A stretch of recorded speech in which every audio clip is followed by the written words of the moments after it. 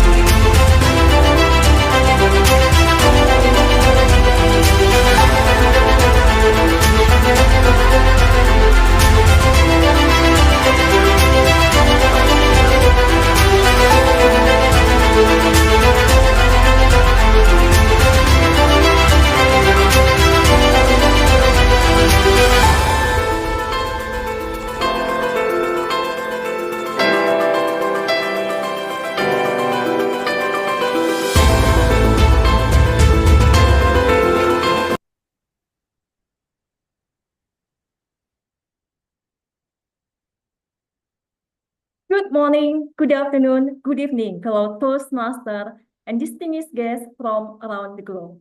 My name is Dian Halayuistari. I'm a team leader from Region 5, Middle East and Africa. It is an honor to welcome you to this exciting event celebrating the centennial of Toastmasters. Today, we are privileged to have an exceptional lineup of speakers, including past international president, past international director, past regional advisor, accredited speaker, world champion of public speaking, distinguished winner, finalists, and semi-finalists from different parts of the world.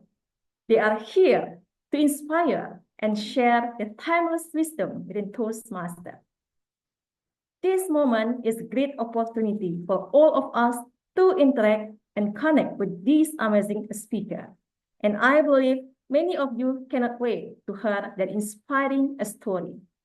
Please join me in welcoming our Toastmaster of the day. She is from Amman, Jordan. She has been with Toastmaster since 2005. She has been appointed by Toastmasters International as the official Arabic lead reviewer and as the official Arabic chief reviewer since 2023. Professionally, she has been working as hearing specialist for over 20 years. Please welcome our Toastmaster of the Day, distinguished Toastmaster, Rania Abdullah. Thank you, Diane, fellow members and friends. Greetings from all over the world and happy 100th anniversary. Now we're soon to kick off a new century. Some of us might have been part of this organization for a long time of years, and others might have joined recently. Now, no matter how long or short our experiences, I bet that each one of us has been impacted in a unique way. Or else we wouldn't have been gathered here on this Saturday morning, afternoon, or evening, no matter the case might be, to celebrate a noble man's legacy. A legacy that started a long time ago with a vision to transform the lives of a group of young individuals back in a basement in California in 1924, supporting them to become more confident individuals and impactful communicators and leaders. I don't think that Dr. Rassi Smedley had his in mind back in those days or has imagined in his wildest dreams that one day his efforts, his initiative, have turned into a global passion shared among hundreds of thousands of members around 143 countries worldwide. Such passion is evident here, has empowered the fabulous members of leaders of World Travelers Toastmasters Clubs to collaborate with all of us here, members from all over the place, to get the best of the speakers, 100 speakers, to celebrate a wise man's vision on a non-stop 20-hour roller coaster ride of back-to-back meetings, where our esteemed guests will reflect on their own journey and share valuable insights being members of this wonderful organization. Now, I'll not go around and ask you why you've joined. We don't have time for that. But I know all of us have joined for a reason, right? Better communicators or even to meet people. Now, since I'm your Toastmaster of the day, I get the honor to speak first about why I joined this organization a long time ago. I joined because I was challenged by a member 20 years ago in Kuwait in a meeting. You all know Dhananjaya, right? The word champion. Well, he said, I see something in you. Well, Gerardo Perez saw lots of things to fix in me back then. And he said, Rania, go back to Amman and find a club and join a Toastmasters club. And I'm happy I wasn't one of those members who were stubborn not to listen to others' advice. I looked for a club, and I still remember that meeting on a Tuesday evening in Amman on May 2005. And then I got hooked. And I'm soon to celebrate being a member for 20 years. A happy member, not because of the skills and the knowledge I learned, but most importantly, for the wealth of friends I've made over the years. I have friends from Singapore, from North America, from Australia, from New Zealand. Where else I could have had that unless I was part of this organization? So I owe two individuals a big thank you. To Dr. Elsie Smedley for starting this initiative 100 years ago, and to Gerardo Perez, wherever you are, my dear friend, for telling me go and find a club 20 years ago. So let's start the celebration, and let's hear from our fabulous speakers who will share more inspiring stories and gems of wisdom. So our first speaker is from the informational technology field with postgraduate MBA degree from Portugal and currently serving as a director in the department in the IT sector. He has been a Toastmaster since 2017 and a member of 2 clubs in Portugal. He's a district champion in international speech contests in 2019, 2020, and 2021, and was a finalist in the World Championship of Public Speaking in 2021. He's held a number of leadership roles at the club area division levels and is the current club co-director of District 107. Now he's going to talk about Invo Plus. I have no idea what Invo Plus is, but let's give a round of applause to our first speaker, Izidro Sousa, who's going to tell us more about Invo Plus. Over to you.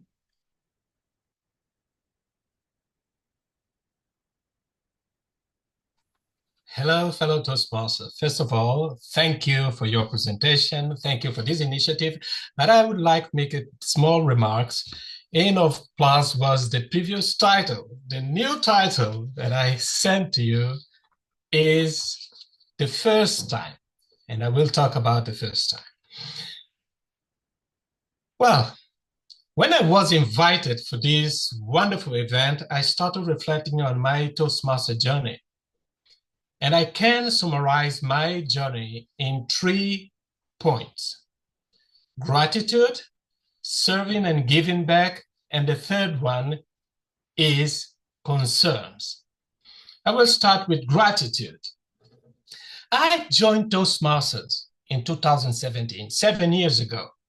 My entire life before Toastmasters was shaped by the fear of public speaking.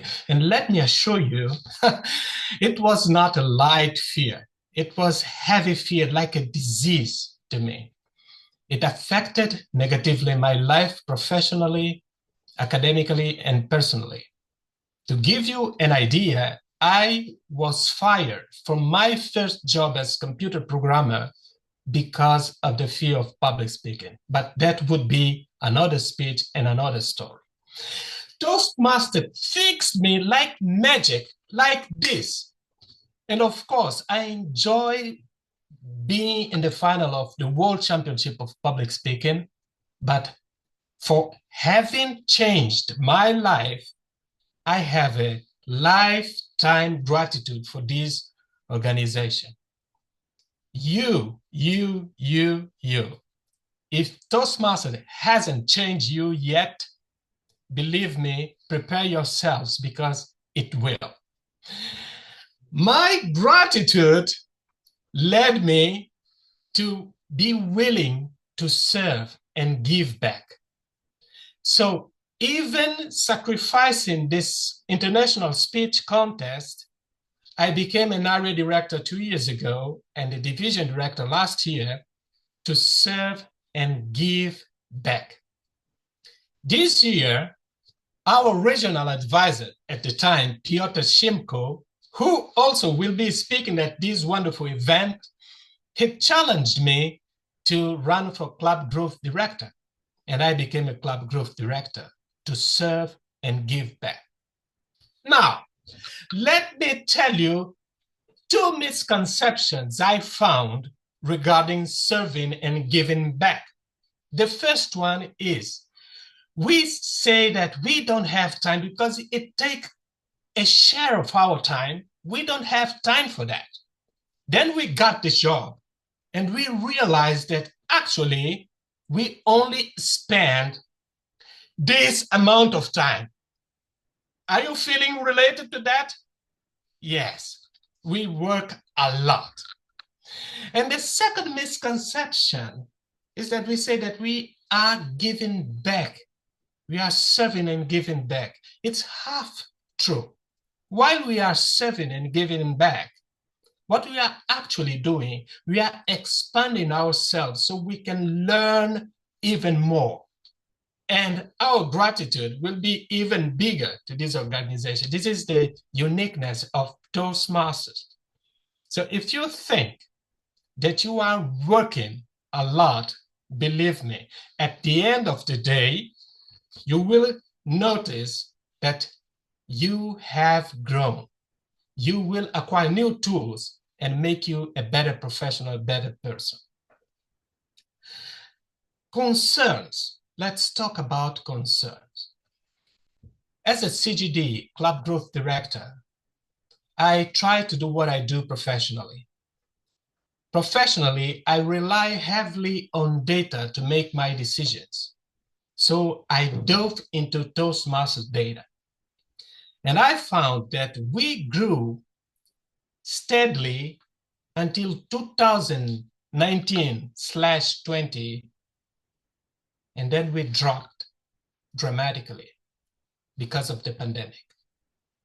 Some districts have already recovered or even surpassed the pre-pandemic levels, but our organization as a whole hasn't bounced back yet.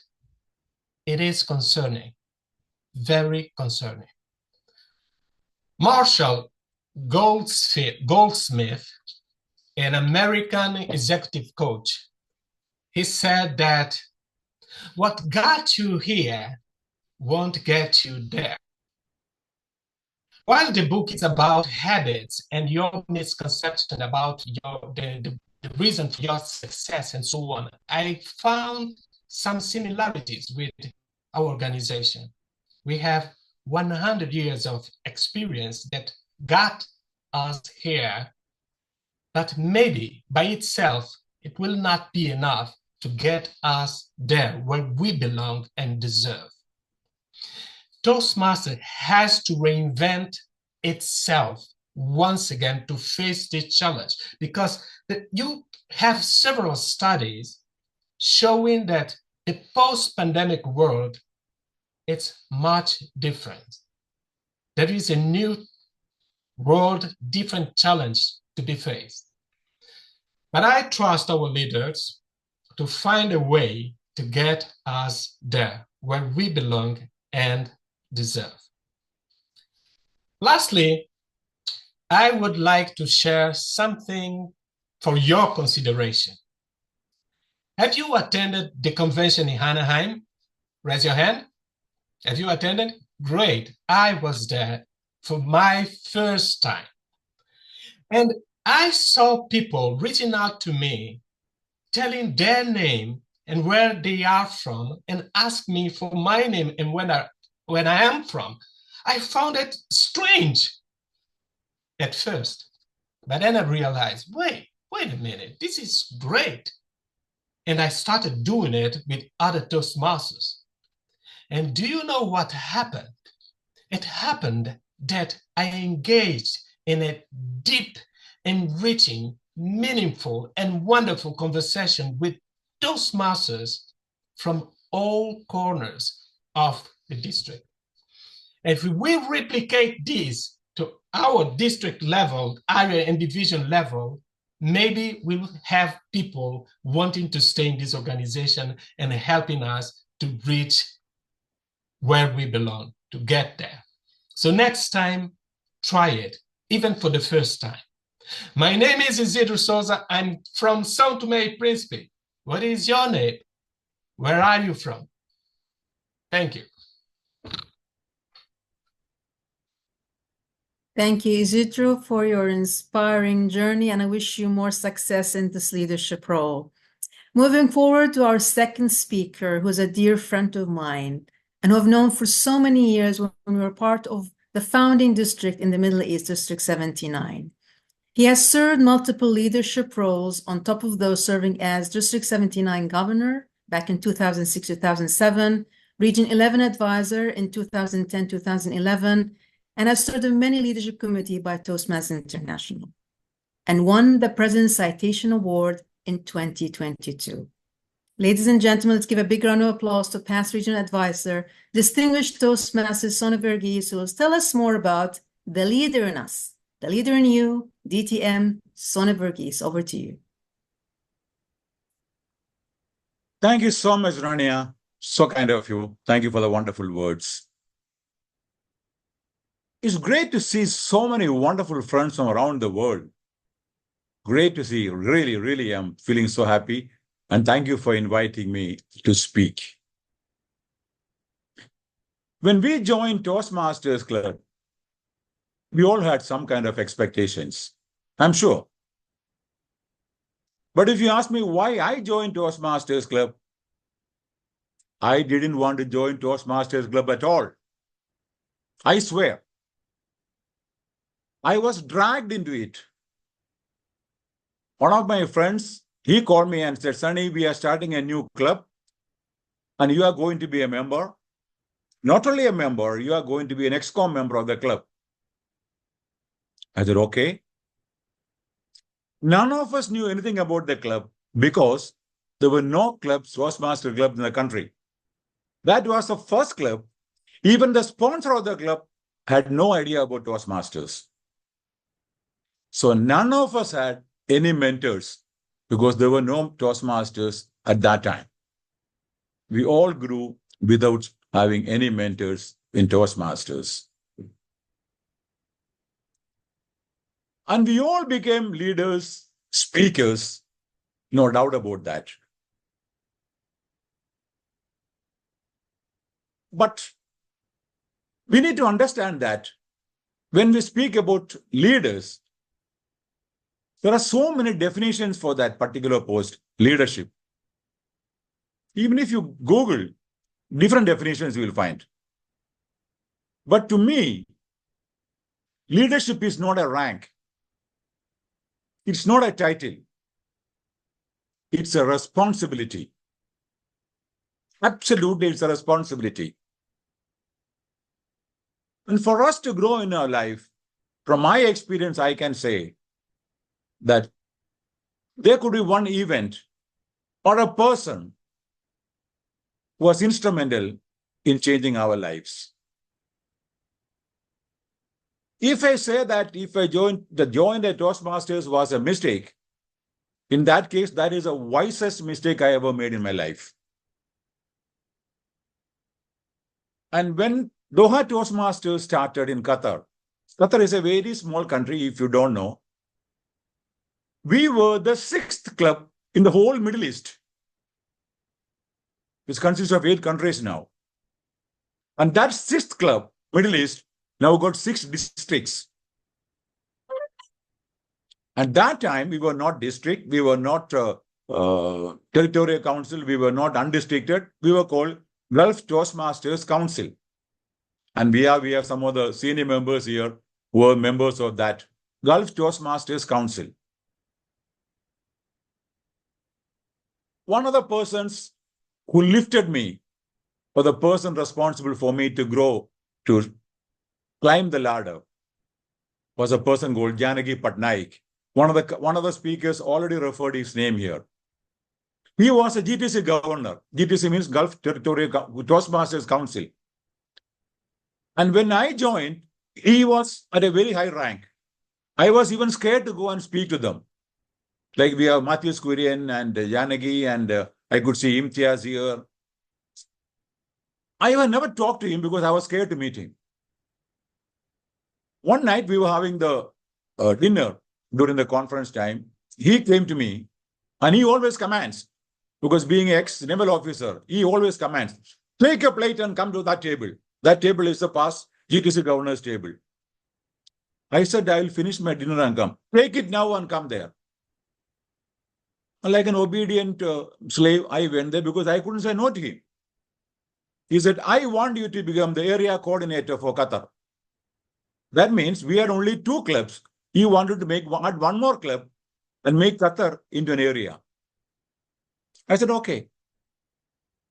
I became the area coordinator. Instead of 1 club, I started 3 clubs. We became an area. Then I became the division governor. I became, again, division governor, started more clubs. About 15 clubs I started there. I always say that person, had he not picked me from there, probably I wouldn't have become what I am today.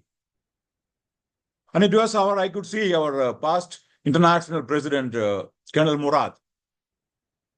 He picked me and encouraged me to become the district officer. Last time it was called LGM, Lieutenant Governor Marketing, which is a club growth director now. I became club growth director. I became district governor. My dear friends, I can tell you one thing. Why I am obliged to every one of you, every Toastmaster is, from the club level to the international, to the regional advisor level, I have never faced an election. It was always unanimous. When I was contesting, when I was submitted my nomination for LGM, which is the club growth director, next day I came to know one of my very close friends from UAE, JK. Most of us know him. He had also applied for the post. Next day I called him and said, JK, I'm sorry. I didn't know that you submitted your nomination. I'm withdrawing my nomination. He said, don't worry. When he came to know that I was contesting, he already withdrew his nomination. That was the type of camaraderie and the friendship that we had in Toastmasters that time. And if you ask me, what did I gain from Toastmasters Club? I can tell you that more than becoming a speaker or a leader, I learned to become a better human being. I learned to respect others, especially those who are less fortunate than us. If the club members were not there, I wouldn't have become club president. If the club presidents were not there, I would have become area governor. If the area governors were not there, I wouldn't have become division governor. Every Toastmaster helped me a lot to grow. And that 6th club in the Middle East, it has become 6 districts in the Middle East. What a stupendous growth. And the Toastmasters in Qatar, a very small country, had 130 clubs last year. Unbelievable, 130 clubs last year. For the last 3 years, from the inception, that was the best district in the world. The leader in you, how do you measure the leader in you? Even if the success of a leader, how do we measure? To me, the success of a leader depends upon his or her usefulness to others. Nothing else. Nothing else. If others say that you are a good leader, that means you are useful to others. A good leader, great leader, and useful leader. For example, Hitler was the leader, no doubt about that. He was a very good leader, but was he a good leader? Was he useful to others? So the leadership means we have to be useful to others. And we as a leader, we should help others to perform better. That's why we have that evaluation in the club. Help others to perform better. and never underestimate your potential or yourself. We may not be good as a speaker in the beginning, but if there is somebody to inspire you, somebody to promote you, somebody to tell you that you are really good, as one of the speakers said, even when Kumaran said, even when the speech was not good, others came and said, it was very good. If there are people to encourage you, we will become better leaders in our life. As I have told you, I have become a better person. How many of us understand the importance of others in our lives? We all say that, oh, I became like this, I became like this. We cannot become anything in our life without the help of others. The dress what I am wearing, the food that I ate, the computer that I am speaking to, all made by somebody else. None of us. We cannot become anything by ourselves. Everything in our life, everything is made by somebody else. When we understand that theory, we tend to become a better people to respect others, especially those people who are less fortunate than us. I understood that, I felt that in my life. For example, when you go to a restaurant, the guy who opens the door, just tell him thank you so much. Him and understand how much happy that person feels. Anywhere, even if somebody gives a haircut, when you leave that place, tell him thank you so much. It makes a lot of difference. I learned all these things after joining Toastmasters Club. Even if you don't call a rich man sir, you won't mind. But an ordinary person, if you call him sir, we can feel the difference in that man's. And that's what Toastmasters made me. My dear friends, once I asked a group of Toastmasters, name some successful people. They started telling, Warren Buffett and this one, Elon Musk, and all the richest people in India and everywhere. And nobody said their own name. Because we were tuned to connect success with wealth, financial wealth. So those who made maximum money, we feel that they are successful people. And they are the people who never get sleep in the night. We are ordinary people, we are so happy. So it is not the money that makes us successful people. It is our happiness, how we react with others and how others react with us. My ladies and gentlemen, what we do for ours will be gone once we are gone. And what we do for others will remain as a legacy. Live a life to leave a legacy. Thank you very much, and God bless you all. Thank you, Sonny, for your valuable gems of wisdom. And now we'll move from Doha all the way to Saudi Arabia to introduce our third speaker, who comes from the chemical engineering field. The general manager of SABIC in Saudi Arabia and founder of KMAT Innovative Solutions Company in Turkey.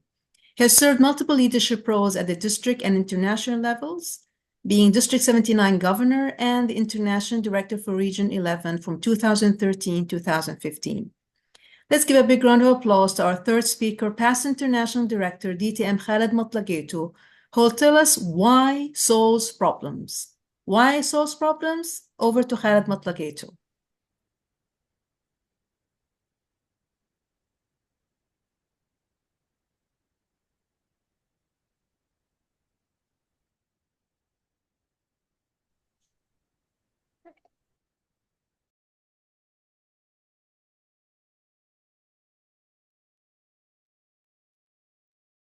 Might be muted.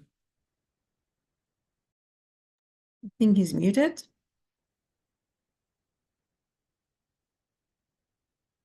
DTM Khaled, can you unmute yourself? We can see you. Yes, now we can hear you. No, you have to unmute yourself again. No, we cannot hear you, sir. Can you please unmute? It is unmuted now. Do you hear me Now now? we can hear you. Yes, Okay. over to you. Thank you. Okay. Why? Why we have to embrace and celebrate this question of why, and why it is very important things in our life. It's pointless to ask you who has problems in life. We always face problems, especially as leaders. There are always problems which are facing us. We sometimes even we go on some of those problems because these problems are in work, in business, in life, even at personal level, at families. And as a man married to more than one wife, definitely you can imagine how much problems I may face and I have to address. I started my life as a chemical engineer and working in a petrochemical company, and it is just a normal part of the life there to face problems with the operation, with the industry, and always we have to conduct what we call it root cause analysis. Why we call it root cause? Because you can face a problem and then you see some problem there and okay, I will go and hit this one and hit that one. But problems, unfortunately, most of the time they are like trees, especially like the passion fruit trees. So passion fruit, I don't know if they get this name passion for what reason, but I know that it's very passion to grow. And it's once you get it in the land, it will be very hard to take it out unless you get to the real roots of that tree. So you can go and chase problems here and there, but unless you get to the problem, to the root cause of it, these problems will come again. You can face it in the Toastmasters, you can have it at the club level, you can have it at the district level, or in your any place actually you can go. So what root cause has to do with why? Because I'll give you a very short answer to this, which is when you ask 5 whys, the experts say that you will reach to the root cause of any problem, no matter how complicated. There are so many times where we face problems in our life and then we say, oh, it's too complicated, it's not easy to be solved. Okay, that's possible. Then go to this why examination. Why this problem happened? Even in many cases from the experience, we found that people, they maybe define the problem. But once they start asking, why this problem happened? And try to give a very good, meaningful answer. But even if that's not the case, even if somebody give a sarcastic answer, then okay, you go to the second step. Why? Let's say somebody having a problem with her or his spouse. Oh, they are morons. Okay, when you say the second time, why they are morons, you may discover that you are the one who's driving the other spouse crazy. And that goes for almost any problem you are facing.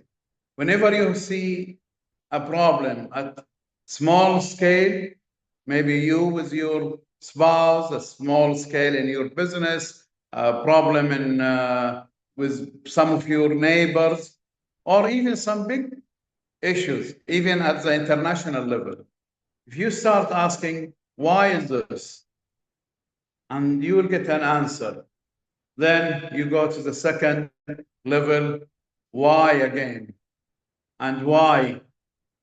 From my experience, normally when you ask 3 times why, you will get to the root cause.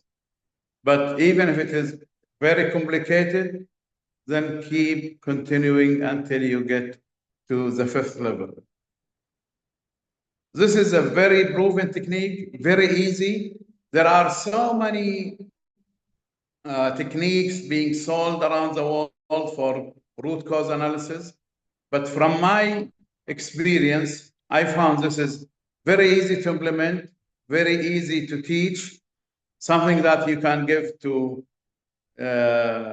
practice with your family, with your kids, with your club members, with your co-workers, wherever you go. It's very easy to educate, to pass.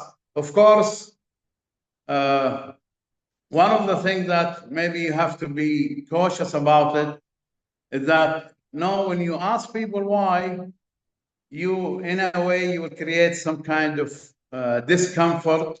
So you need to be very careful not to use it when there is so much emotions around, because emotions will just get tense and even more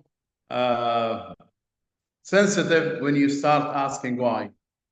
Wait until things get down, even if it is in work environment, in professional level. Try to make sure that first, all the people involved in these discussions are not very emotional, somehow feeling secure about themselves and about the situation, and then start this journey of why. And I guaranteeing you that if you keep asking why, you will get to the root cause to any problems. And that's definitely something we all would like to have. Districts having problems, club having problems, and most important, as DTM Sonny and Varghese mentioned, for you yourself, you face problems, you are a leader, so you need to take the lead in solving these problems, and you'll find why is the most useful and helpful tool. I chose this topic because I know that in many areas of the Toastmasters, as well as in real life, there are so many troubles that we are facing the Toastmasters, and we would like to help them. I hope this tool, you will find it useful for you. And by this, I would like to turn the mic to Rania and thank you all for this opportunity. Thank you so much, Khaled. And now the ball rolls all the way back to Asia. Handing over now to our poetry master, DTM Gerardo Ardi, who's going to inspire us with an inspirational segment entitled Eternal Echoes. Are you ready, Gerardo? I am. All right, over to you.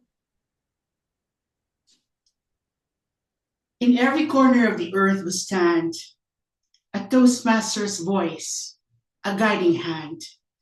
With stories shared beneath the sun, our journey of wisdom has just begun. From the quiet halls of distant lands, to crowded rooms, to clapping hands, we speak our truth, we face our fears, each word a step through passing years. For wisdom is timeless art, not bound by age or where we start. It's learned in laughter, born of tears, grown through moments shared by peers. Through Toastmasters halls, the voices rise, a symphony beneath the skies. We craft our words, we find our way, each lesson learned a brighter day. For every story shared, we grow. In every speech, our courage shows. We seek not just to stand alone, but to raise each other, stone by stone. The wisdom found is never still. It bends, it shapes with iron will. Through every stumble, every fall, we rise again, we answer the call. And so around the globe we weave the timeless threads of all we believe. For wisdom isn't in knowing, it's in the learning and the growing. From toast to toast, we lift our voice, In every challenge, we rejoice, for the world is wide and we are small. But through our stories, we touch them all. So let us stand with hearts alight and share our wisdom in the night. For Toastmasters, far and near, the timeless path is ever clear. Eternal echoes. Back to you, Toastmaster Rania.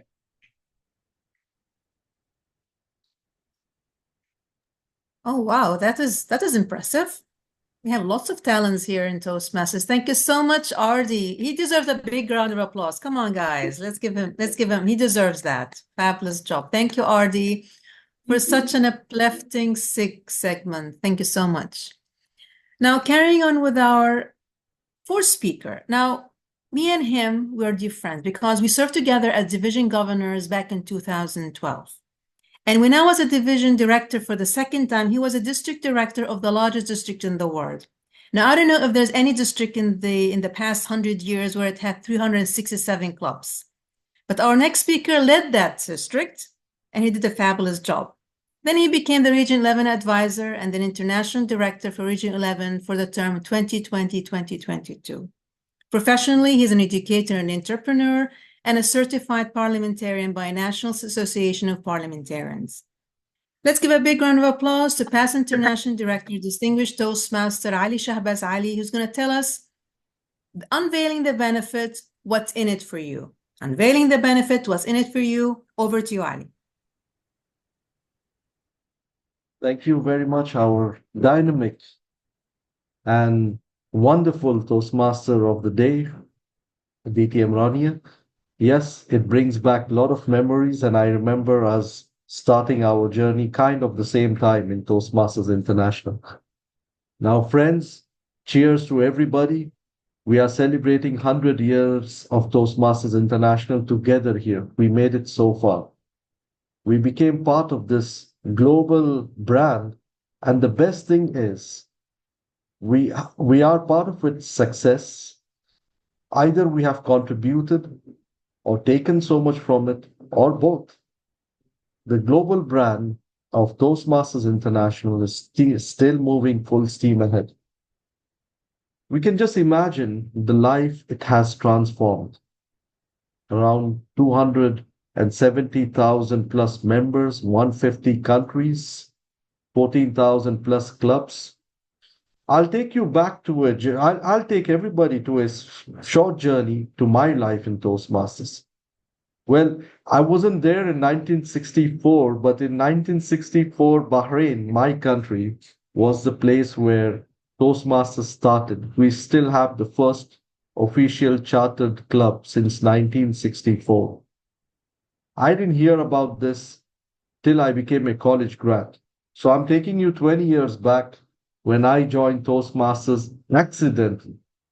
It was a friend who was going to a Toastmasters club and told me, do you want to jump in with me?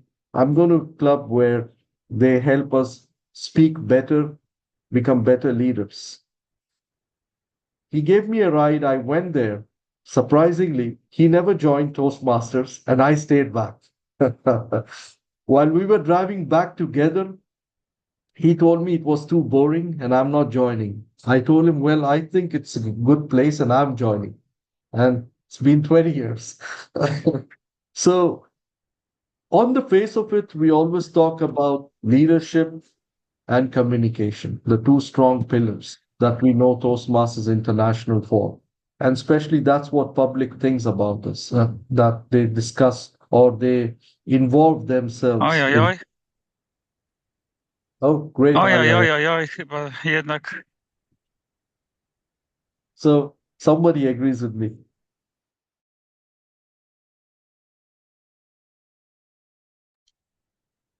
Thanks. So here we are talking about leadership and communication. But only when we join Toastmasters, we realize leadership and communication is just one part of it, and there is so much else that it can offer. Personally, in my 20 years journey, I enjoyed the communication, the conversation I had with leaders in my country and across the world. It only added up so much international layers that there's no coming back from there. In fact, when meeting people at convention, which I encourage everybody to travel to conventions, just try this out. On a funny note, the jokes which works in your club might not work with somebody else. And the joke which works there might not work in your club. So that's just the smallest thing what I'm saying, the beauty about Toastmasters understanding different culture and communication.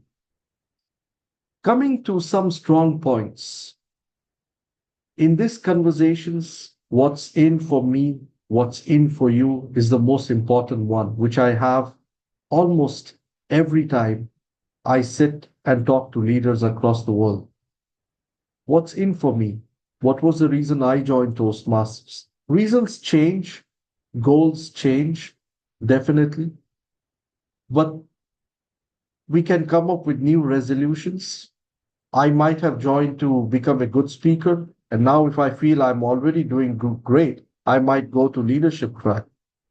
In one of my conversations, one Toastmaster asked me, I tried my best to communicate well in my club, but I still am so scared in my corporate life. I am scared to put a debate with my seniors, with my boss. So I told him that it's not about winning a debate here. It's not about yelling at your boss. That's not what Toastmasters teaches us. It teaches us how to frame our message to get that mutual support from everybody. It's about getting people together. So I told him the understanding which you have is to win an argument will not help you in the long term. You need to go back and speak out to your boss in better words. As our champion Muhammad Kehtani always says, words have power. So we learn to articulate ourselves to get the message across. Over the months when I spoke to him again, he's doing great. He talks at work. He puts the message out in the most beautiful manner.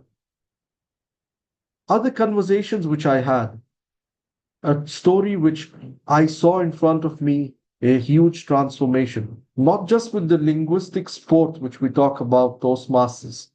It's also about physically. I had this member in our club, in not in my club, but frequent visitor in our club, who was overweight. And he came up with an idea how to lose weight. And guess what did he do?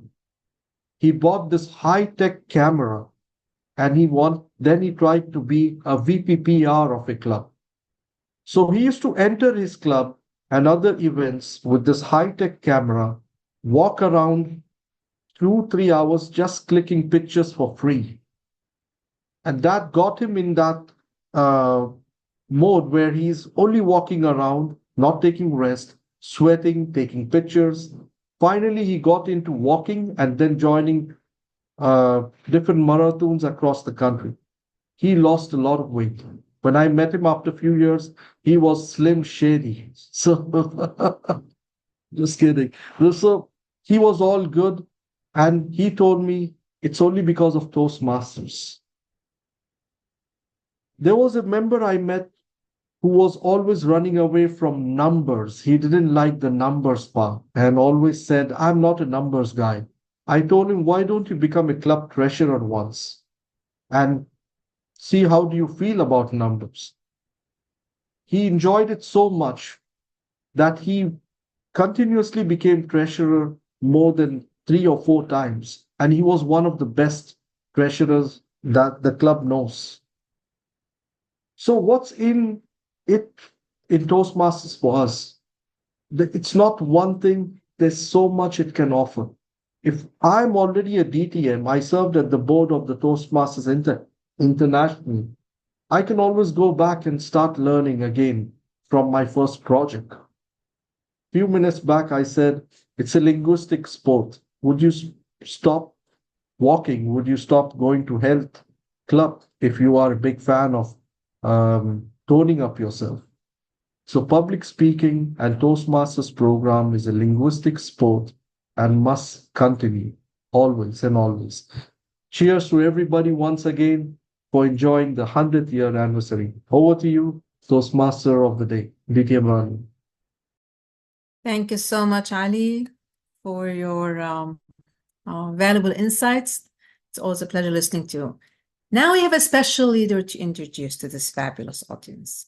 Well, he's a true model, not only to me personally. Well, I gave him a lot of hard time when he was my parliamentarian, I was a district director. He'll tell you no, but I did. I keep asking him questions over and over again. But he's a real inspiration to many members around the world, and mainly in the Middle East, because he is the first Arab and Emirati to serve as international president back in 2014, 2015. Professionally, he's an entrepreneur and manages 4 companies. Now, you might be surprised to know that he served as a police officer in Dubai back for 20 years. So from a police officer in Dubai, moving to the fashion and event management business. No one else can do it but him, knowing Colonel Muhammad Murad. So now moving from Bahrain to Dubai to introduce our next speaker, past international president, distinguished Toastmaster, aka Colonel Muhammad Murad, speaking on In Between. In Between, over to you, Colonel Murad.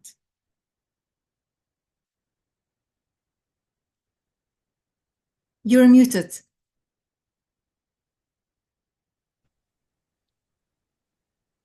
Toastmaster of the Day, Rania. I've been saying no for a long time, but yes, you have given me a lot of questions to answer, and rightfully so. That's what should happen in Toastmasters, because we are all there to help each other. I was on the Zoom call from the time that Team 3 started talking, and it's fascinating to see the different speeches touch upon what happened in the beginnings.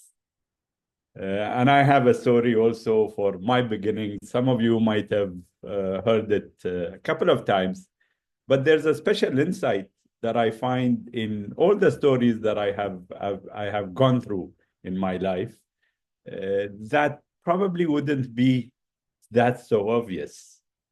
And my story about my beginning was when a guy called William Sampson invited me to the Toastmasters meeting.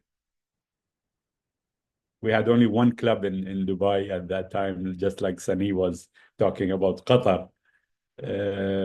One club.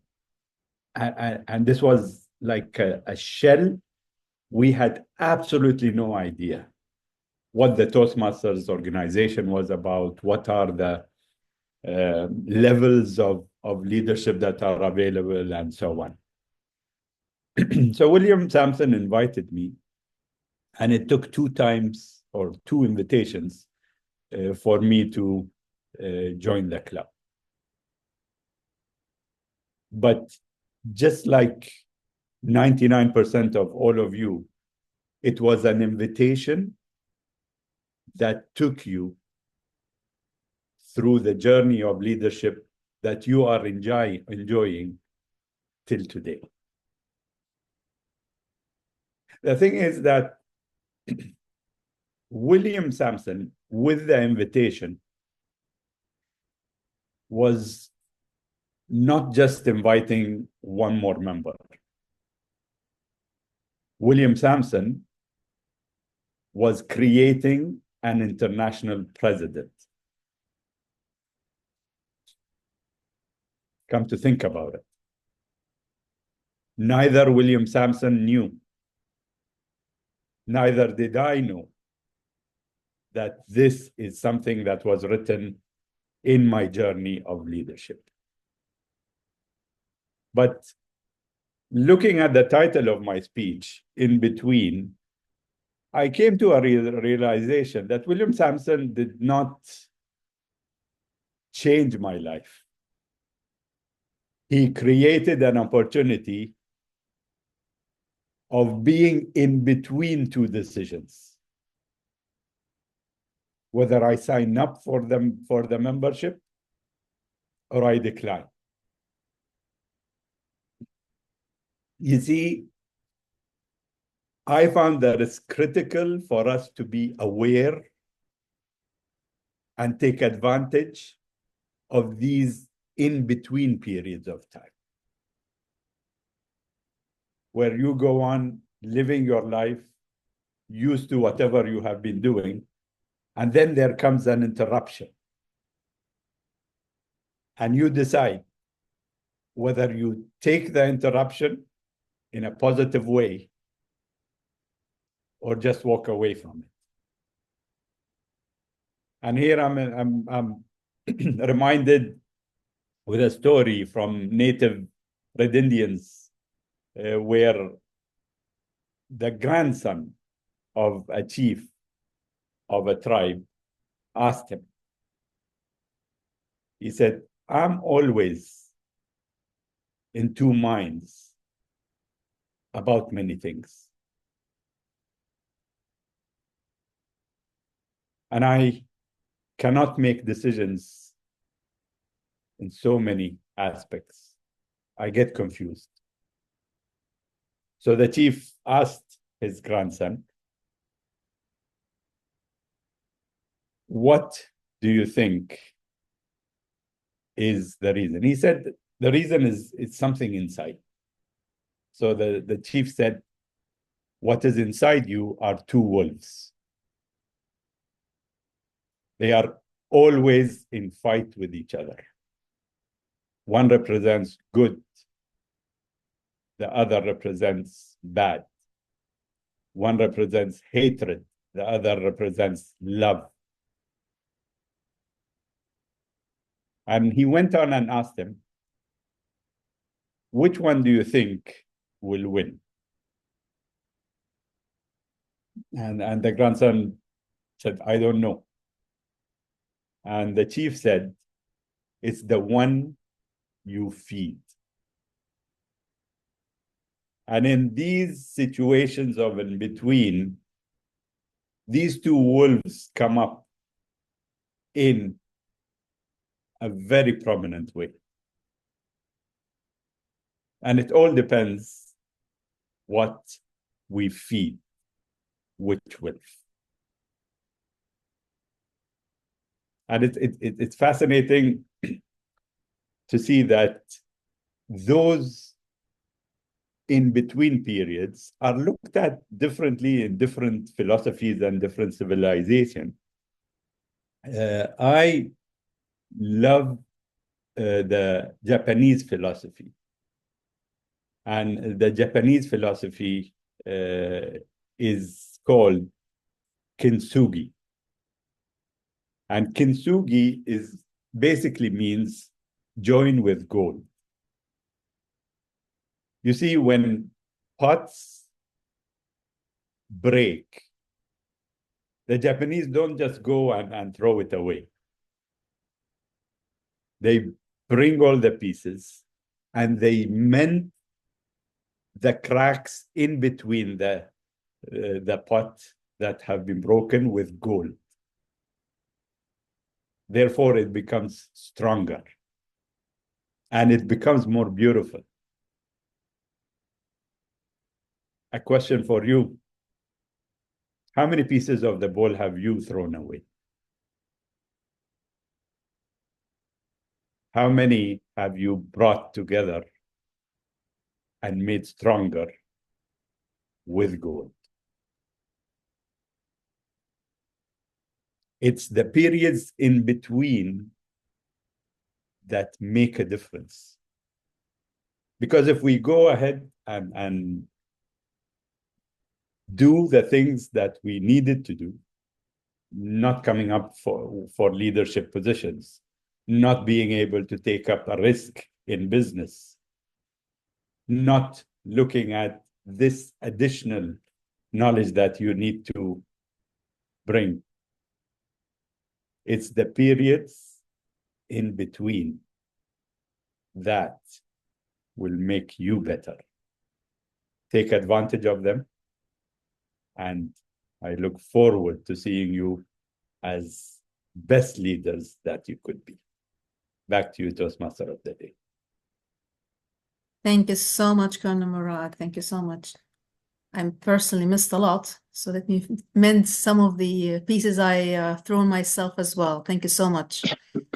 Moving forward to our sixth speaker. Now we move to Dubai, all the way to Bahrain. Another good old friend of mine as well. We both were fellow members of District 79 and District 20. He's been a Toastmaster since 1998 and has served multiple leadership roles, on top of those serving as District 79 Governor in 2004-2005. Professionally, he's an environmentalist, a keynote speaker, and enjoys organizing events and conferences within and outside Toastmaster boundaries. Ladies and gentlemen, he's also received the President's Citation Award from World Headquarters in 2021. He's going to talk about an interesting theme, ad infinitum. Don't Google for it. We'll know more about ad infinitum and what it means for our next speaker, distinguished Toastmaster Imtiaz Ahmed. Over to you. Thank you very much, Toastmaster Anya. Always a pleasure to see you and to listen to you. Well, here I was on a visit to Disney's Magic Kingdom. I was at the entrance of a roller coaster ride, which they called the Space Mountain. I didn't have a clue about what it was. But then what I couldn't miss but see was a warning sign which said, this rocket journey is a high-speed, turbulent roller coaster ride through space. To ride Space Mountain, you must be in good health and free from heart conditions, motion sickness, back problems, or any other physical limitations. The alarm bells went off. I was scared, but decided to join a very long queue. As we got closer to the ride, the sign kept repeating itself. And then another sign propped up, which said, you can exit now if you have any concerns about your health. I ignored the signs, plodded on, tempted as I was. And then there was yet another sign which said, this is your last chance to exit. If you don't exit this, you've reached the point of no return. I made towards the exit, but my feet seemed to have a mind of their own. And there I was, boarding the Space Mountain without a second thought, throwing caution to the winds. The ride took off very gently, and we entered this dark chamber. And I was immediately transported into space with beautiful twinkling stars. It all felt so surreal. I thought, this isn't bad at all. But then, suddenly, all calm was broken. The roller coaster jolted forward. It rushed into darkness, turning, twisting, falling, defying the very laws of physics. I was totally at loss. The 4G, 3G gravity forces, I don't know what they counted as, but it felt like I was going to die. And the worst part was when all this is happening, I couldn't even see what's coming next. Sudden twists and falls. I was terrified. And I screamed out, stop the ride, I want to get off. But there was no one to hear me or listen to me or help me. And then to my surprise, what do I see? The other people in the ride were actually, they seemed to be enjoying themselves. They had their hands, arms raised into the air, and they were screaming and laughing. I decided to just emulate them, copy them. I did exactly the same. And believe it or not, I started enjoying the ride and was actually disappointed when the ride ended. It all happened so soon. But there I was, getting off the ride, shaking feet, all kinds of emotions going through me. I was definitely traumatized, shaken, but yet, strangely, I felt euphoric. a sense of achievement. Ladies and gentlemen, I like to think that life is a series of roller coaster rides. Yes, sometimes, we can choose the rides to get on, but often we can't. Life just throws us into these rides. My Toastmasters leadership journey, I also think it was just as exciting, exhilarating, and sometimes even as terrifying as the Space Mountain. But like the popular saying goes, what doesn't kill you makes you stronger. So no matter how difficult the ride is, how scary it is, go for it, because you will come out stronger. All right, so then, the best thing about my Toastmasters journey has been, on this ride, nobody else can make me stop. I have the power to decide when I stop this ride.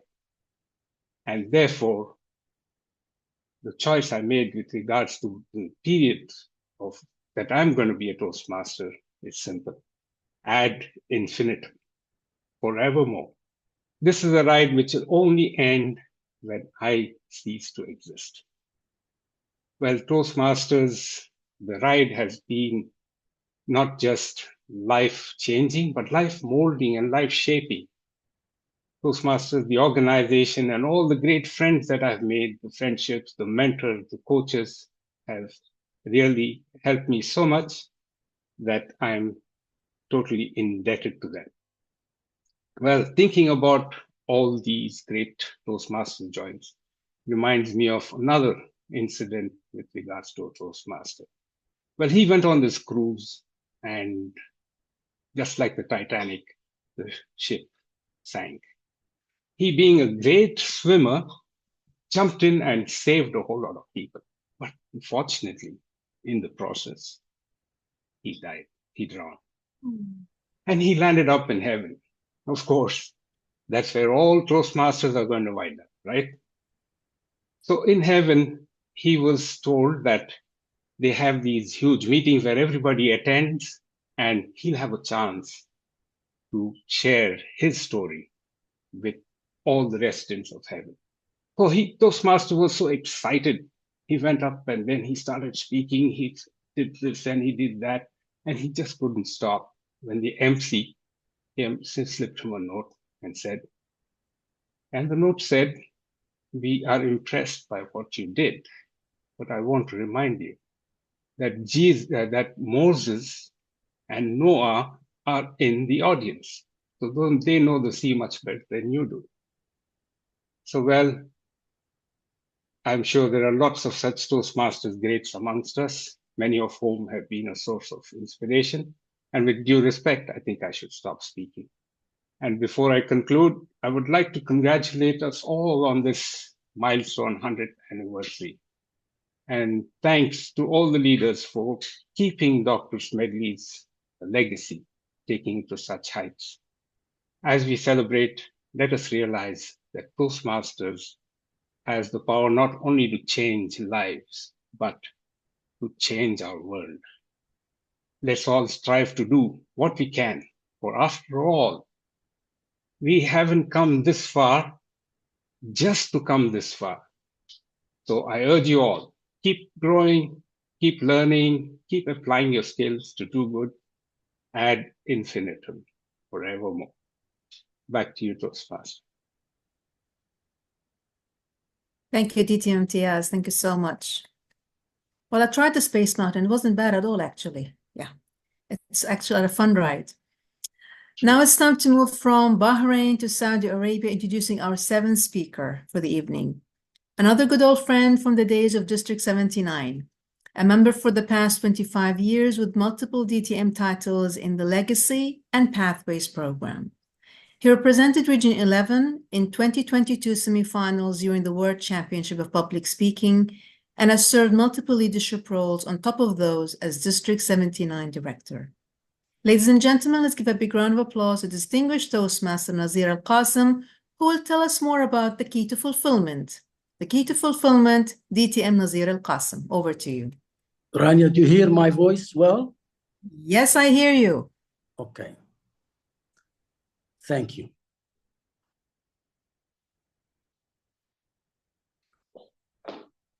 It's a lovely morning, and I have just arrived at my office. Looking forward for another great day in a long, wonderful career. I see a note on the desk. It's from the boss. Mr. Qasim, we are downsizing. We're sorry to tell you you are no longer in need of your services. Please see me to discuss your early retirement plan.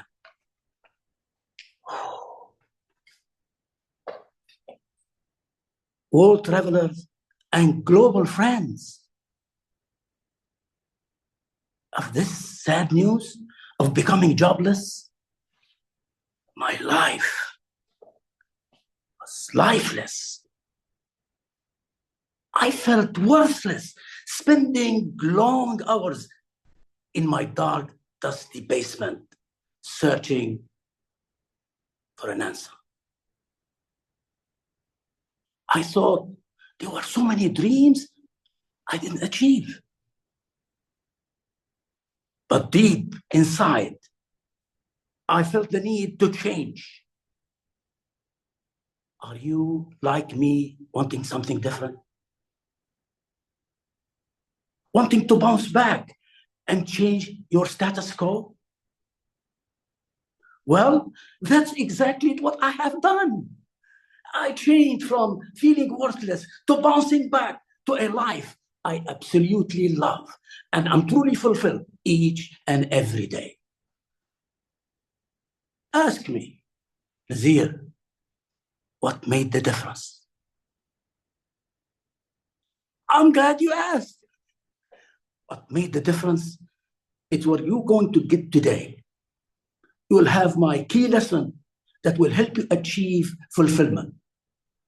Live your life to the fullest and change the way you look at life. Because when you change the way you look at life, your life will change. You'll be happier and truly fulfilled each and every day. This key lesson to fulfillment will make you stand on your feet and move forward. And it will help you achieve your goal. Are you ready to listen to the rest of my story? Good. But first, let's address the elephant in the room. Someone is looking for a real elephant in the room. This is just a figure of speech. My friends, I failed to find fulfillment because I was so focused on past failures and future fears, so engrossed in yesterday's and tomorrow's. I let today slip away. I was wasting my time thinking of my past. I was also missing the moment, not living now in the present. Do you remember who said, yesterday is history, tomorrow is mystery, and today is a gift? That is why we call it the present. Yes, Eleanor Roosevelt. But it's not important who said it. It's more important to answer the following question. Are you living the present? What is the true picture of your life? The day may bring you many tasks, many problems, and many challenges. But the crowded hours come to you always, one moment at a time. Look at the sand clock. Do you see it? This resembles our life. The glass bulb on the top is our future. It's connected with the glass bulb at the bottom, our past, by a thin tube so thin that only one grain of sand passes slowly through it, one at a time. This is the way I now strive to live my life. And you can live your life the same. The sand grains are the tasks, the problems, the challenges that we face. You don't have to worry about how many sand grains are on the top or the bottom of the bottles. Those are tasks that are either gone or not sure what's gonna happen. Don't waste your time counting them. Live your life one sand grain at a time. Live the moment. Remember, life is learning to be happy wherever you are and to enjoy whatever you do. I'm going to tell you, now I'm living the moment. If you were sorry for me for heard I was wasting my time in the basement, let me tell you, I'm still spending a long time in my basement. But I no longer worry about my past failures or future fears. Instead, I'm having quality time with my grandchildren. They have added joy and life to my life. And I'm passing on to them the key lesson to fulfillment. Friends, remember the sand clock concept. Today, I invite you to stop focusing on your past failures and stop worrying about your future fears. Your key to fulfillment is living one moment at a time. Back to you, Rania. Thank you so much, Nazeer. Thank you so much. Now, as we are celebrating our 100th anniversary, let's hear it from the man himself, our dear founder, Dr. Varghese Smedley, introducing Toastmasters and its concept in this historic video. Over to our Zoom master.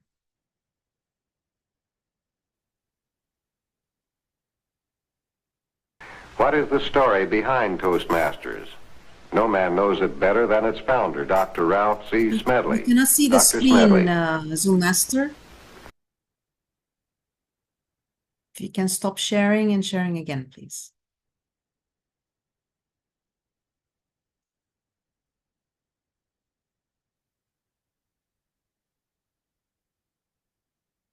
What is the story behind Toastmasters? No man knows it better than its founder, Dr. Ralph C. Smedley. Dr. Smedley. Sorry, Zoom master, the video is not playing. It's only the sound. Okay, how about okay, no issues. How about we move on? We carry on. Now we can see it. Okay, let's play it from the beginning. What is the story behind Toastmasters? No man knows it better than its founder, Dr. Ralph C. Smedley. Dr. Smedley. Toastmasters grew out of an effort to meet the needs of a group of men in Bloomington, Illinois, more than half a century ago. In those days, I was a YMCA secretary. Many of the men with whom I was associated in that work needed help in talking and in meeting other people. They had ideas, but they did not know how to express them. However, they did not want a formal class in public speaking, and when I suggested a club in which they could learn to talk by talking, they welcomed the idea.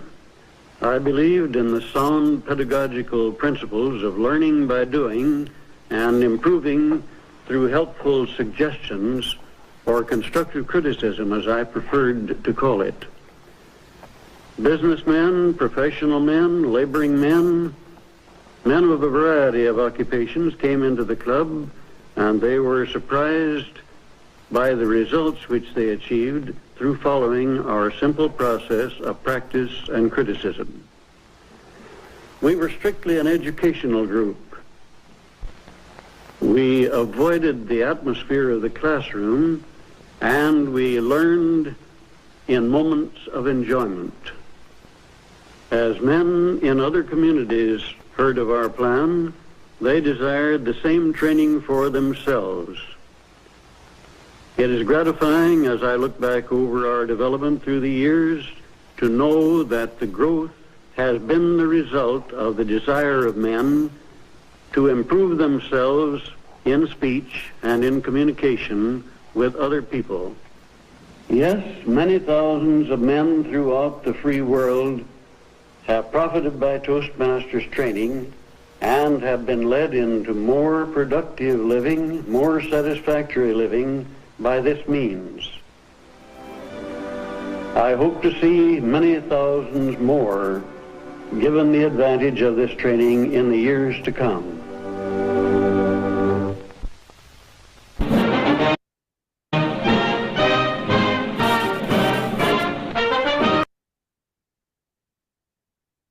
Thank you, team, for playing this inspiring video highlighting a very important phase of our organization history. Indeed, we learn in moments of enjoyment. Now moving to North America to introduce our eighth speaker, an exemplary leader and a humble human being. And I personally have been fortunate to have multiple interactions with him during his tenure as International Director for 2020 until 2022. Professionally, he is an owner and consultant of First Ascent Consulting software company, and he will share how our past illuminates the path for our next 100 years. Ladies and gentlemen, please welcome past International Director, Distinguished Toastmaster, Harold Osmundson, to present Making the Difference. Making the Difference, DTM Harold Osmundson. Thank you very much, Toastmaster Rania. Happy 20th anniversary. I also need to extend some thanks, heartfelt thanks to Eliza, Diane, World Travelers Toastmasters Club for organizing this really amazing event. And I want to thank everyone that's online for being here today and for all that you contribute to Toastmasters. I want to be a little bit careful on time to make sure that we can finish our program on time. I have a very simple message to share with you today about what I think makes the difference in Toastmasters. I've been inspired by so many of the previous speakers, and I will just do my best to contribute to that. And when we talk about what's the future of Toastmasters and what might change, I tend to think about, well, what's that special ingredient that must be preserved? What makes us special? What makes us so effective? Maybe like you, I saw it in the very first meeting that I attended. I see it when I've been able to travel around the world and experience Toastmasters. And I can feel it today in this special and amazing event. It's this empowering environment that we provide, that we create in a club environment or in a meeting. It's the community that we provide to each member. And to me, that's what makes the difference. It's what makes Toastmasters special.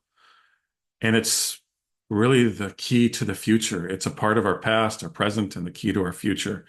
If you put people in a positive environment, an empowering environment with a good community around them, things work and they tend to transform.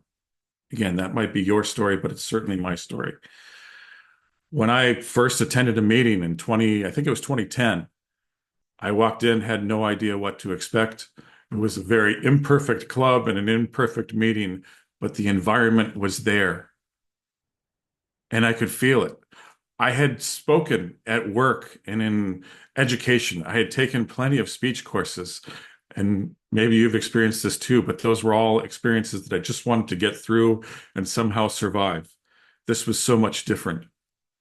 This was about wanting to speak, wanting to participate, wanting to contribute in table topics. And it worked. In a very short period of time, I enjoyed this. And if you put people in a positive environment, a lot of amazing things work and transform. I saw it with my fellow members as well.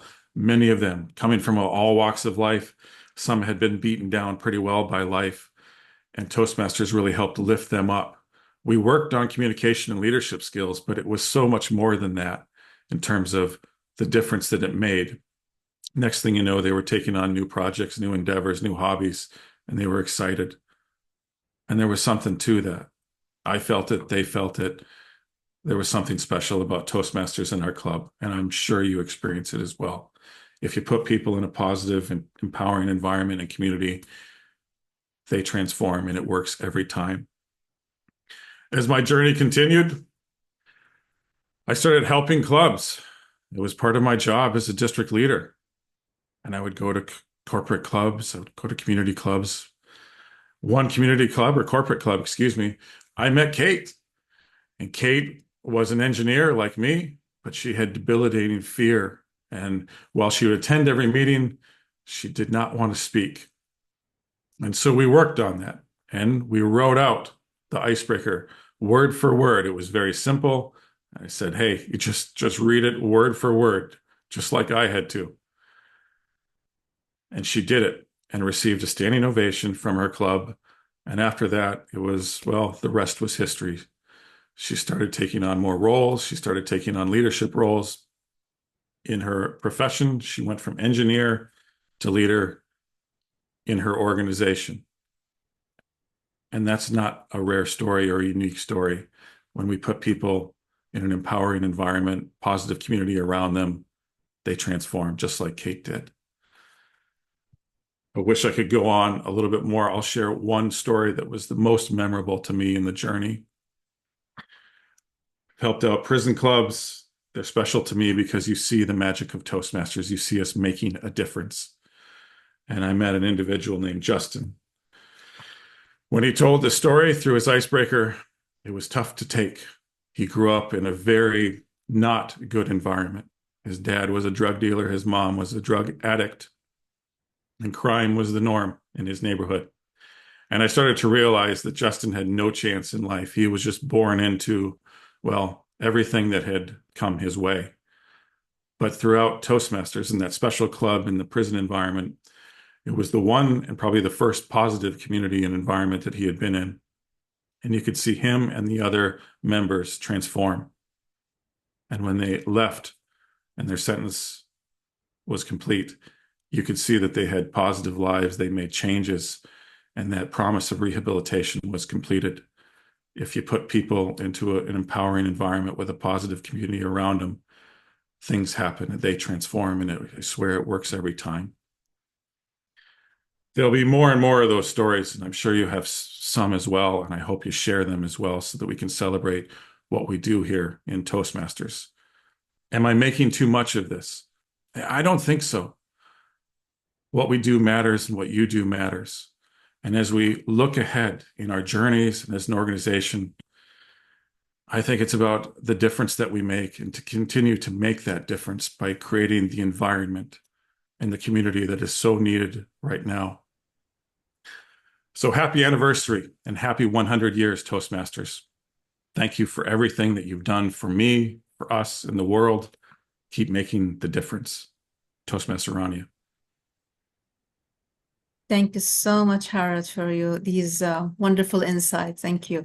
We don't have experience here in the region with the prison Toastmasters Club, so I'm sure it's very special and it touches individuals in a different way. I can see it from your facial expression. Thank you so much for the valuable insights and joining us all the way from America. Now, moving forward to our non-speaker, who is unique by being known by a number of firsts.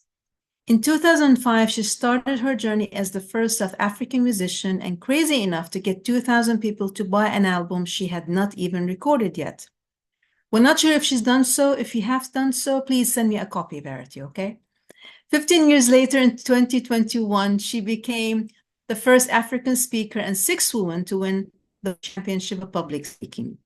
And in 2023, she became the first African speaker and first female world champion to be awarded the accredited speaker designation. Ladies and gentlemen, let's greet the lady with multiple firsts all the way from South Africa, distinguished Toastmaster Verity Price, speaking on the secret to success in Toastmasters. The secret to success in Toastmasters, Verity Price, over to you. Thank you so much, and thank you for such a wonderful event. My heart is full. I am inspired, I'm enlightened, and I'm moved and reminded why this organization is so life-changing.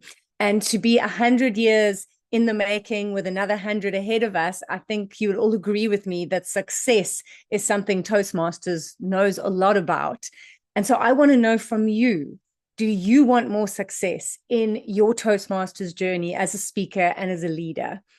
And I'm just going to assume that's a resounding yes from everyone. And if success is something that you want, that you aspire to, you might often ask yourself, well, is there one thing that makes the difference? Is there a secret to success?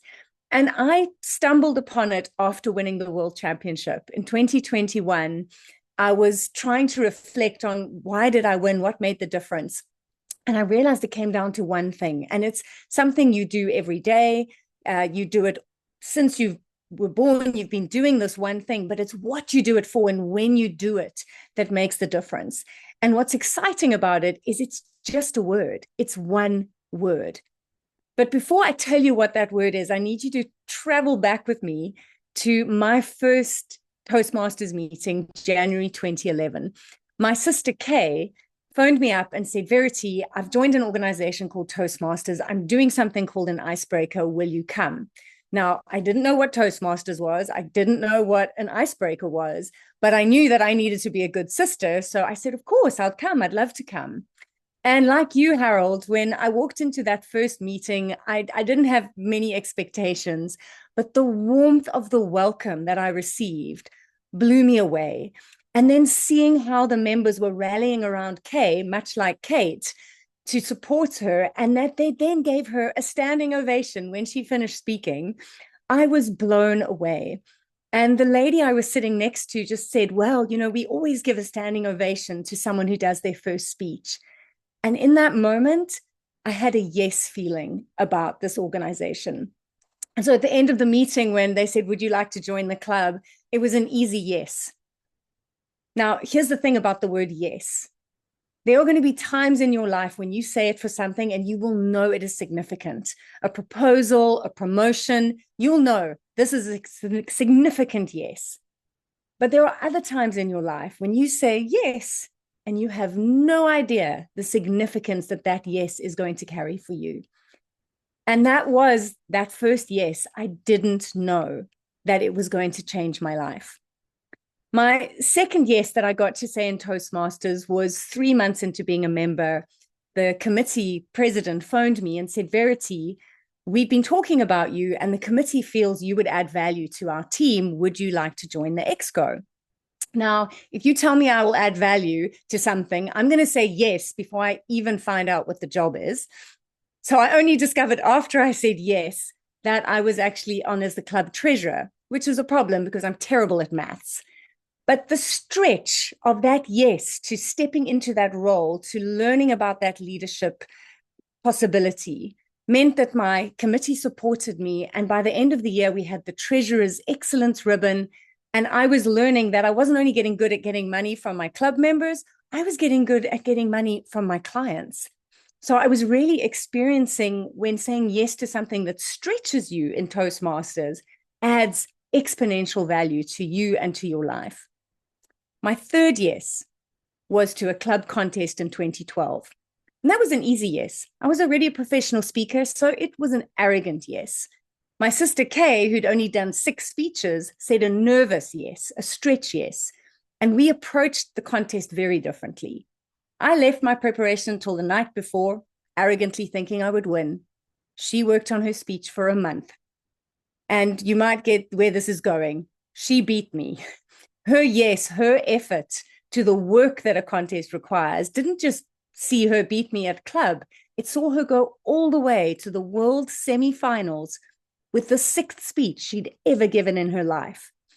And it was humbling and inspiring to see how much a yes can grow a speaker if they commit to the work that yes is asking from them. This was the point I said no to competing, because I didn't want to fail again. And I kept saying yes to leadership, and I loved what I was getting from the organization. But the next big yes I got to say had nothing to do with Toastmasters. It was when my husband asked me to marry him. And let me tell you, when you are 43 years old and you have waited that long for someone to ask you that question, that was oh, absolutely yes. And that yes led to the miracle of me falling pregnant at 44 and realizing I needed to say goodbye to Toastmasters. But there was one thing I still needed to say yes to in this organization, and that was completing my DTM. Problem was, I was 2 months pregnant when I realized that I only had 7 months before I was becoming a mother, and there was 25 speeches I needed to give to complete my DTM. So I said yes to that stretch, to that challenge, and I managed to write and deliver 25 speeches in 7 months. I delivered the final speech a week before my little boy was born, and it was the story of how my mum used to teach me to leave the world better than I find it. If you've heard my semi-final speech, you'll know how significant that is for me. And then I left Toastmasters and I became a mom and said goodbye to this beautiful organization. So how did I become world champion? 2020, a club reached out and said, will you join us? We're struggling with numbers. And I said, yes. I needed the community. I needed that positive environment. I needed that connection.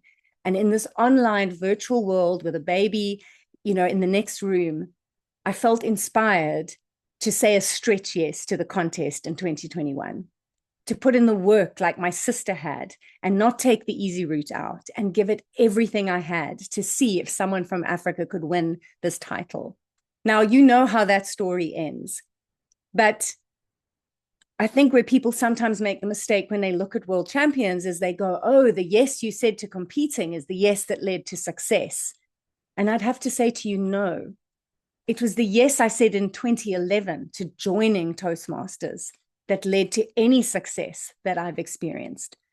And so the yes that you say today, 100% starts to lead to the success you experience tomorrow. And I really believe the more we say yes to the stretches, to the challenges, to the opportunities that Toastmasters offers you every day, every meeting, that's when you grow. So if you want to know the secret to success, it's one word, yes. And I hope you keep saying yes to this incredible organization. Thank you.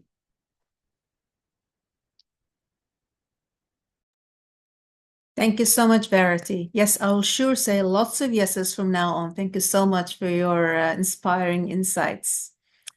Now, I'm so excited to introduce our 10th and last speaker of our meeting, a very inspiring speaker individual who has inspired many members in our region, also holding a number of firsts as well, being the first Middle Eastern member to reach the World Championship of Public Speaking in Washington, D.C. in 2006. If you haven't seen that speech, find it on YouTube, you'll be dazzled. And the first Middle Eastern member to be awarded the Accredited Speaker designation. He's a certified transformational leader and holds an MBA in transformational leadership from the United Kingdom. Founder and CEO of Y-Access Training Solutions Company, with a 30-year experience in speaking and training, having trained more than 100,000 individuals. Let's welcome our 10th and last speaker, joining us all the way from Bahrain, distinguished Toastmaster Muhammad Shukri, telling us how every Toastmaster is a world champion. How every Toastmaster is a world champion. Over to DTM Muhammad Shukri. Thank you very much, DTM Roba, and a very warm welcome to everyone. Can you hear me? Just say yes, like my friend Verity. Yes, we can. Take 10 seconds, please, and decide in your mind which one word, if I want to ask you to pick only the most important word in this sentence that you see every Toastmaster is a world champion, and forget I did the stress, which one is yours? Put it in your mind. Don't say it. Don't even text it. If you want to text it, up to you. 20 years ago, I joined Toastmasters through a club from our corporate. It was an aluminum smelter. I joined the safety department. The safety department said, well, you have a new job and you have a new mission. It's better to join Toastmasters to become a better safety speaker because we need to convince people and keep them safe. And the power of communication is important. Join Alba Toastmasters Club. I did. Joined this club. Soon, I discovered that the safety world is too small for me. I discovered there is a bigger world in Toastmasters, and it's called the World Championship of Public Speaking. So my eyes went there. My ambition grew bigger. I'm going to go there. And guess what? In less than 2 years, in 2006, I reached to the finals. And just like Rania said, here's a clip from the speech. Speaker number 4, Muhammad Ali. Talk to me. Talk to me, Muhammad Ali.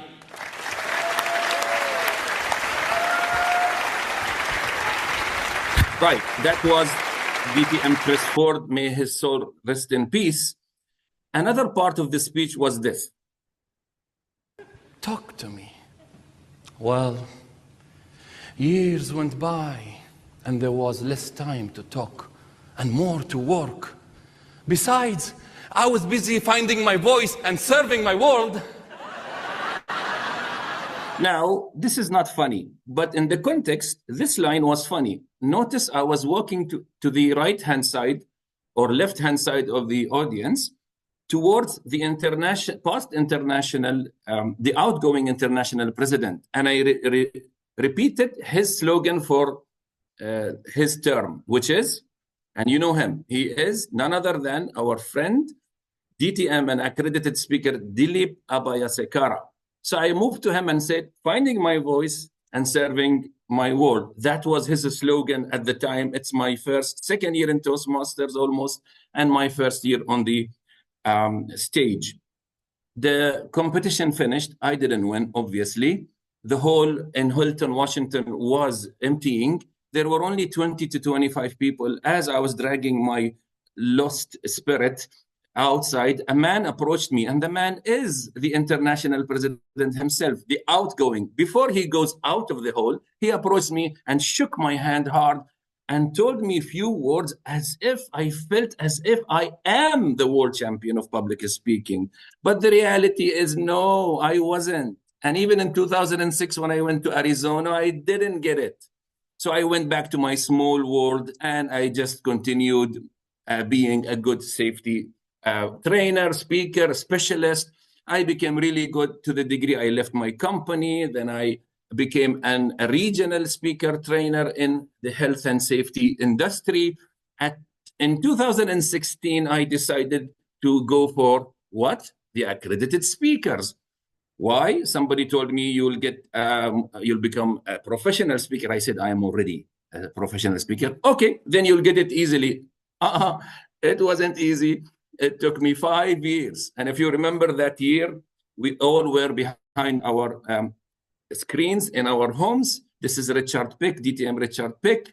The moment he announced that the 88th accredited speaker is Muhammad Ali Shukri.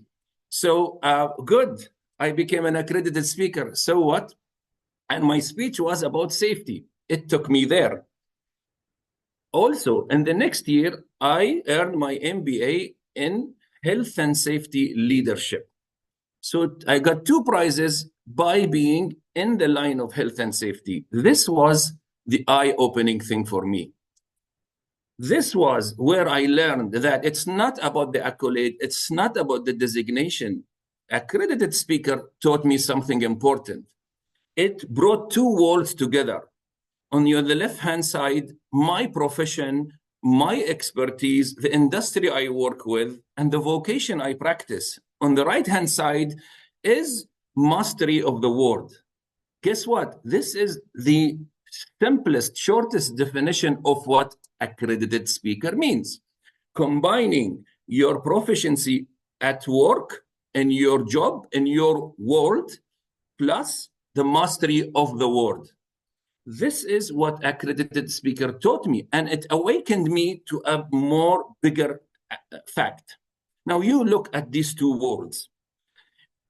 Do I want to be in this big world, or do I want to be in this small world?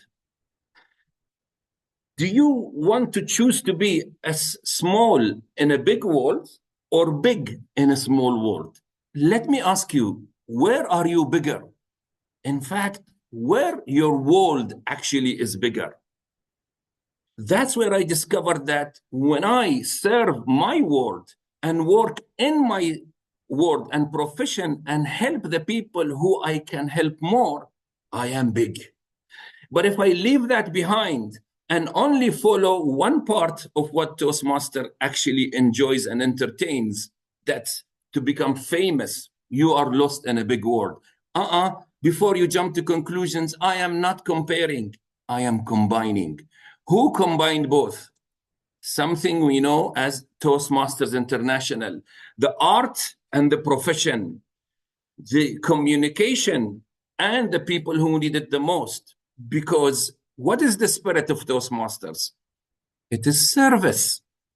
When you serve and not just stick to your to your weekly or bi-weekly meeting and do nothing about what you learn in the club.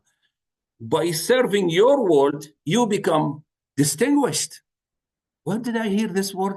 Distinguished. You become a distinguished Toastmaster, not in the way that the club wants to celebrate you or your district wants to celebrate you. You become distinguished outside Toastmaster.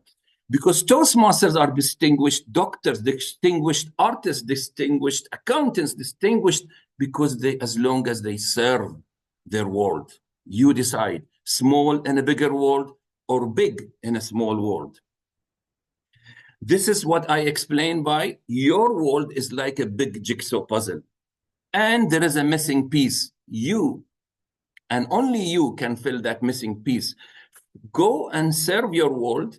Keep speaking to your world, leading in your world, because you will discover that there is a gap only you can fill. This is also the gist of my upcoming book in November. You are the one and only.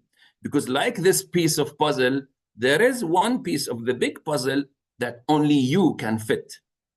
By practicing your Toastmaster skills and leadership outside. Did I tell you that the evening before the accredited speaker announcement, the man who made the call to me was none other than him, Dilip himself.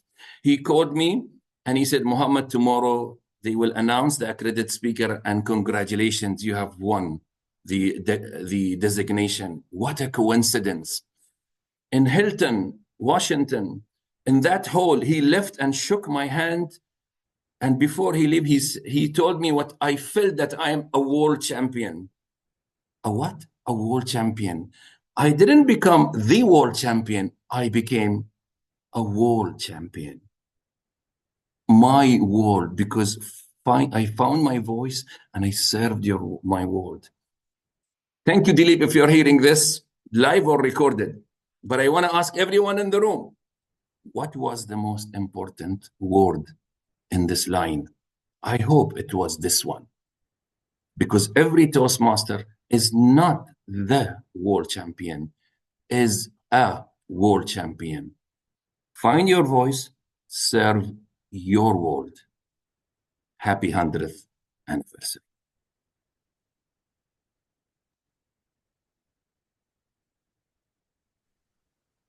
Thank you so much, Muhammad, for this. Yes, indeed, all of us are a world champion, indeed. Now it's the time to switch on our cameras for one nice group photo. Let's see the big smiles of this fabulous audience. Come on. And Team 6 is joining as well. Now we have Asia and Europe in the mix. That's lovely. Zoom Master, please do the honors. Come on, people, switch on the cameras. Smile, smile, smile. We have, how many screens we have? We have 4 screens. Okay. Okay, I'm smiling. So everyone smile. And let us know once you're done.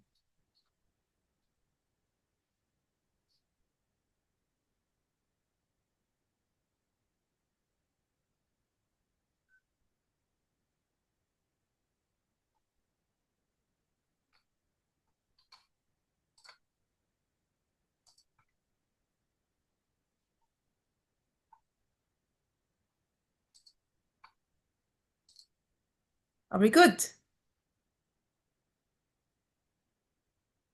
Zoom Master is silent. Now the jaws are hurting.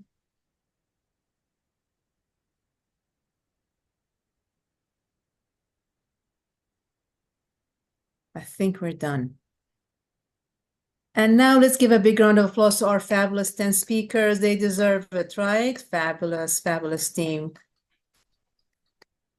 Before I sign off, I would like to thank the team for giving me the honor and privilege. I hope I didn't bore you today. I hope I did a good job as your TMOD.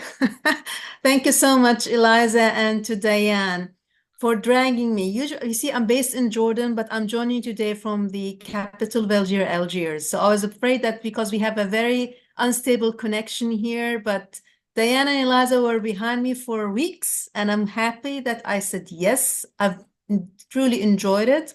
I was part of the team 4. Unfortunately, I have to leave after this, but it's been an honor, and I would like to thank all my fellow team members who were working behind the scene relentlessly to make sure that every single detail is taken care of. But mostly to Diane and to the mastermind, the supermind here, Eliza, who is the one behind this fabulous 20-hour roller coaster fabulous meeting. Thank you so much, Eliza and Diane, and to everyone.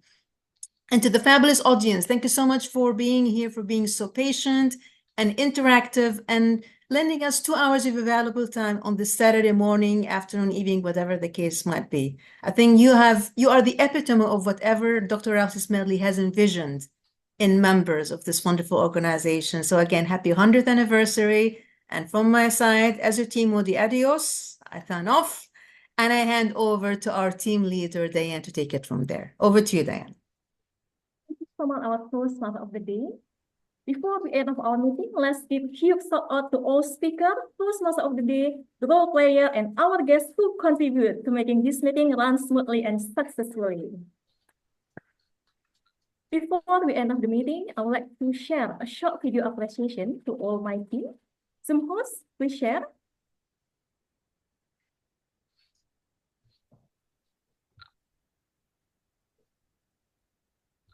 You need to share first.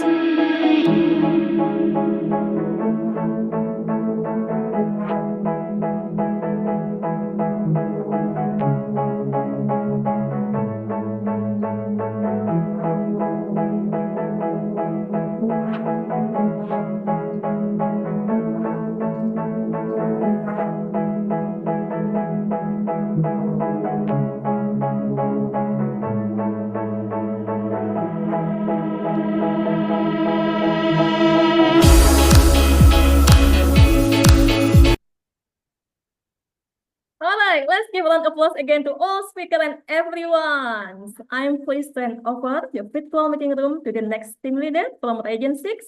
Over to you, distinguished Toastmaster Khaled. Thank you. Zoom host, please stop recording.